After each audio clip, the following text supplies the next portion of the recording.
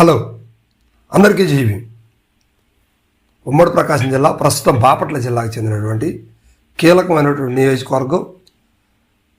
ఉమ్మడి ప్రకాశం జిల్లాల మొత్తం నియోజకవర్గాల్లో కూడా అతిపెద్ద నియోజకవర్గమైనటువంటి ప్రాంతం అద్దంకి నియోజకవర్గం. ఇప్పుడు ఇక్కడ కూటమి ప్రభుత్వంలో మంత్రిగా పనిచేస్తున్నటువంటి రవికుమార్ గారు వరుసగా 4 సార్లు పలు పార్టీ నుంచి గెలుస్తూ వచ్చారు ఇక్కడ. సో ఇప్పుడు ఈయన ఢీ కొట్టేటువంటి పరిస్థితి దరిదాపుల్లో కూడా ఎవరు లేరనే చెప్పుకోవచ్చు. ఎందుకంటే ఈయన గతంలో ఇక్కడ నుంచి కరణం బలరాం గారి మీద గెలవడం జరిగింది, వారి కుమారుడి మీద, బాచిన చెంచుగారటయ్య గారి మీద.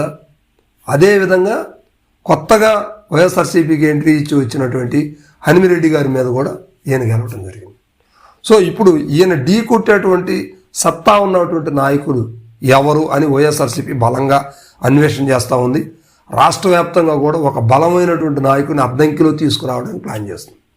సో కొంతమంది నెటిజన్స్ ఏం చెప్తున్నారంటే, అసలు ఎవరినో దేవులాడి పెట్టాల్సిన అవసరమే ఉంది. వైఎస్ఆర్సీపీలోనే కరణం బలరాం గారు వారి కుమారుడు ఉన్నారు. అదేవిధంగా నిన్న మొన్నటి దాకా బాచిన చెంచుగారటయ్య గారు కూడా అద్దంకి నుంచి 3-4 సార్లు ఎమ్మెల్యేగా పనిచేసి ఆయన కుమారుడు కూడా ఇక్కడే ఉన్నారు. వైఎస్ఆర్సీపీ అలాంటి వారిని చేయిజార్చుకొని పక్కన పెట్టేసుకొని ఎవరో చెప్పిన మాటలు విని పార్టీని నాశనం చేస్తున్నారనే కొన్ని వార్తలు అయితే లేకపోలేదు. సో మరి ఇలాంటి సమయంలో గట్టి పోటీ ఇచ్చేటువంటి నాయకుడు ఎవరు అనేది నియోజకవర్గంలోనే కాదు, జిల్లాలోనే కాదు, రాష్ట్రంలో కూడా ఇప్పుడు చర్చనీయాంశంగా మారినటువంటి అంశమే. మరి ఇలాంటి సందర్భాల్లో ఇక్కడ కరణం బలరాం గారి కుటుంబం ఇక్కడ ఎంటర్ అవడానికి వైఎస్ఆర్సీపీ అధికారికంగా ఇంతవరకు ప్రకటించలేదు.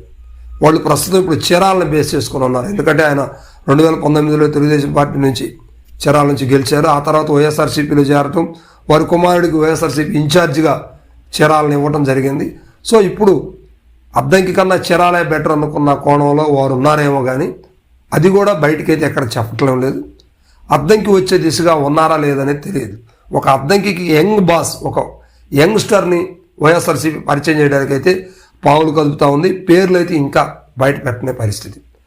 మరి ప్రస్తుతం ఉన్నటువంటి హనుమిరెడ్డి గారు, పాణ్యం హనుమిరెడ్డి గారు, ఈయన ఇటీవల జరిగిన 2024 సార్వత్రిక ఎన్నికల్లో దారుణంగా ఓటమి పాలయ్యారు. అంటే మునిపెన్నడూ లేనటువంటి మెజార్టీని రవికుమార్ గారు మరలా సొంతం చేసుకున్నారు. సో దానివల్ల హనుమిరెడ్డి గారు కొంచెం డిప్రెషన్లో లోనని చెప్పుకోవచ్చు. అందుబాటులో కూడా లేరనే వార్తలు కూడా వినిపిస్తూ ఉన్నాయి. సో దీనివల్ల స్థానికంగా పార్టీ క్యాడర్ కూడా దెబ్బతినే పరిస్థితి కనిపిస్తుంది. ఇలాంటి సందర్భాల్లో అద్దంకి ఒక బలమైనటువంటి నాయకుడు కావాలనేది అద్దంకి వైఎస్ఆర్సీపీ ప్రజల్లో బాగా బలంగా వినిపిస్తున్నటువంటి మాట అన్నమాట. ఎందుకంటే వచ్చినటువంటి నాయకుడు ఎవరైనా కూడా ప్రజలతో మమేకమయ్యి ప్రత్యర్థిని ఢీకొట్టగలిగేటువంటి సత్తా ఉన్నటువంటి దమ్మున్నటువంటి బలమైనటువంటి నాయకుడు కావాలనేది వైఎస్ఆర్సీపీ ప్రయత్నం అక్కడ.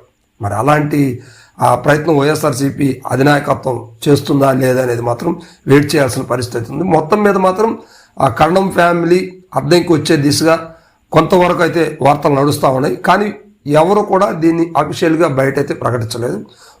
అద్దంకి ఒక కొత్త యంగ్ బాస్ వస్తుండ అనే రూమర్ అయితే మాత్రం బాగా నడుస్తూ ఉంది.